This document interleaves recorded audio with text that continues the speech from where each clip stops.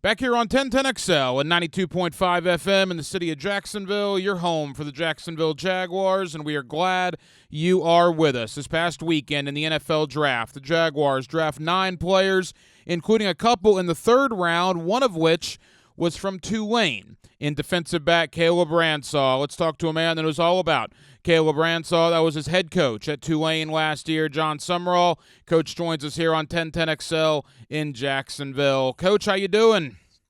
I'm doing great, Ryan. Appreciate you having me on, man. Hey, Coach, thank you. We know how busy you are this time of year. And let's begin talking about Caleb Ransaw, third-round pick for the Jacksonville Jaguars. Played defensive back, primarily corner, I believe, for you at Tulane last year. The thought is maybe moving to safety in the National Football League. What type of player are the Jaguars getting with Caleb Ransaw? Yeah, Caleb's a great human being, first and foremost, a really good person. We talk a lot in our program about better people make better players. Well, he's sort of the picture of that. But really good person, very gifted athletically, 5-position tool type DB player. What I mean by that is in 22, he played for me at Troy University and played outside at corner. And then in 23 at Troy, he played really more inside at nickel. And then last year here at Tulane, when I came here, he had every SEC school, and it felt like trying to get him to come to them.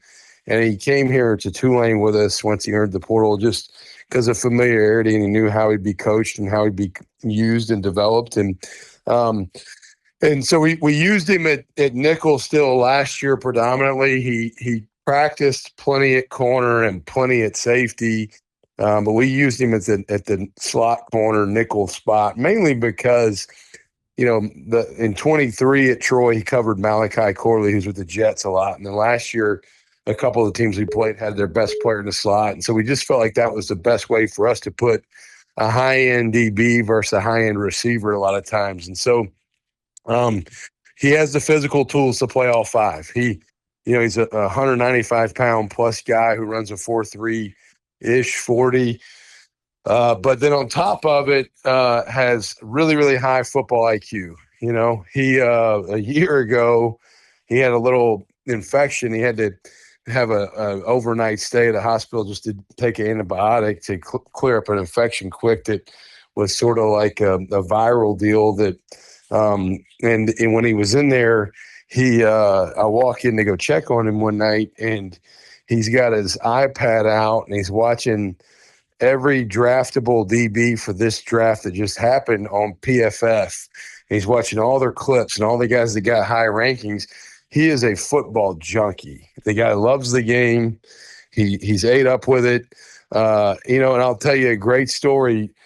The Friday night, a week before the draft where he got drafted, 1 week ahead of the second and third round night, that Friday night, 1 week earlier, I'm leaving the office at 7 o'clock, and I walk out on one of our little mini practice fields here, and Caleb's out there doing DB drills with a younger DB, and he's working on footwork and just kind of movement pattern stuff that a DB needs to have at 7 o'clock on a Friday night.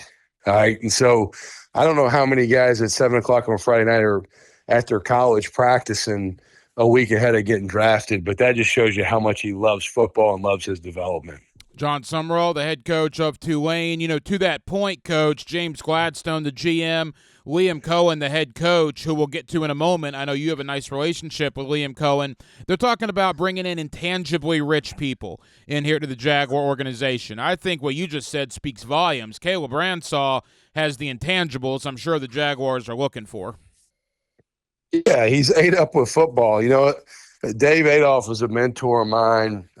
John Gruden's book, Do You Love Football? The whole first chapter was written about Dave, really, in the saying, do you love football? And Dave would ask players all the time, do you love football? Well, the answer on does Caleb Ransaw love football? It's not yeah, it's hell yeah. The guy loves it. And he's so driven about being his best.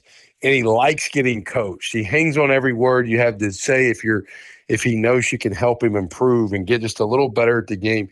He studies tape. He works on the individual skill development pieces you have to have. It's the kind of guy that makes coaching fun, and He makes everybody around him better. He does all this, quite honestly, while being extremely low maintenance.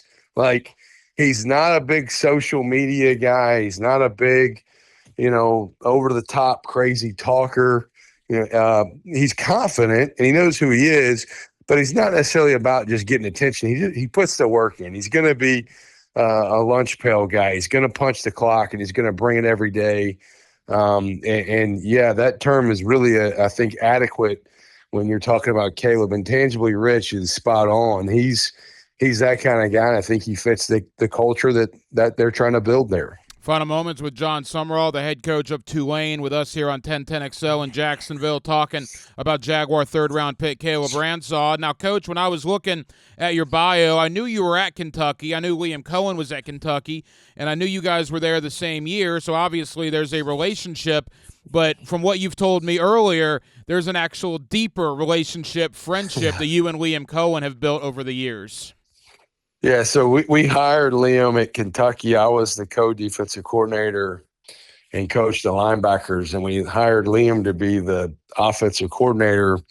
And I guess it was maybe December of 2020, Liam got a guy named Cooper Kupp on the phone with my son, who thinks he's going to be the next Cooper Kupp. And so my son gets on the phone. Liam gets him on the phone with Cooper Kupp on Christmas Eve, which my son now thinks that Liam's the greatest ever because of that. But Liam came to work with us in 2021. He was the offensive coordinator. He did a phenomenal job orchestrating our offense. We had Will Levis at quarterback and Wandale Robinson at receiver and Chris Rodriguez at running back. And Liam kind of helped those guys elevate their game. And then at the end of the 2021 season, I ended up taking the head coaching job at Troy University in Southeast Alabama and sold Liam my house. I cut him a deal. He probably still owes me some money on it, but I gave him a really good price on my house in Lexington, and have always had a great deal of respect for Liam, a great friendship. He reached out just a couple of days ahead of the draft to kind of pick my brain on Ransaw, and I thought, all right, well, we're friends, but he's not going to take a guy just because we're friends or encourage anybody to take a guy. He said, all right, give me the real on this kid. Like, all I've heard is great stuff. I need to know the real. And I gave him, the facts as I know him on Caleb. And, but yeah, I have a lot of respect for Liam and a great friendship with him, and could not be more proud of his success and accomplishments in becoming a head coach of the NFL.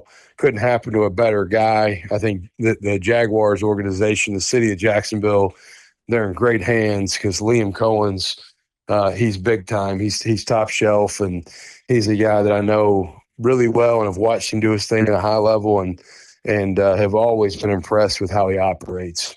Coach, as we wrap up, second year coming up for you at Tulane. This is your fourth year as a head coach. By the way, 32-9. That's pretty good. 3 years in, coming off a 9-5 campaign at Tulane last year. How has the offseason to this point gone? How are you looking coming into year number 2 there with the Green Wave?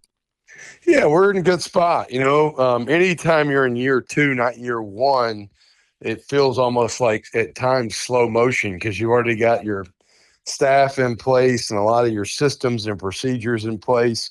We're in a great situation here. The biggest things nowadays we deal with in college football are the transfer portal and NIL, and we're in this landscape, I think, equipped to be able to maneuver and operate at a high level. But we've got a whopping 2 returning starters on offense and 3 on defense. So we've got a very different team from last year, a much less proven team, if you will. That's exciting, and at the same time, it's a little bit scary.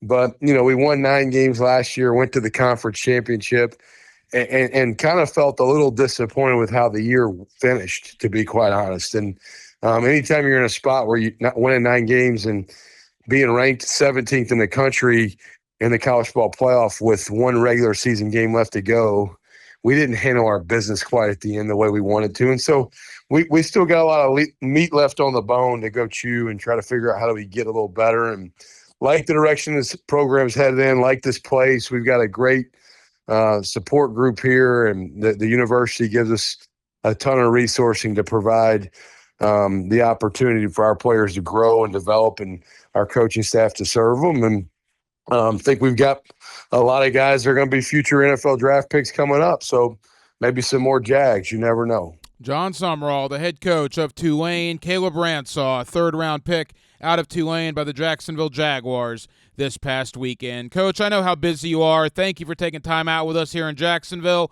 We'll say hello to Liam Coen for you, and we'll talk again soon, pal. Thank you. Appreciate you having me on. Hey, Mia here, and thanks so much for watching 1010XL Jaguars. For even more coverage of the Big Cats, be sure to subscribe to 1010XL Jaguars.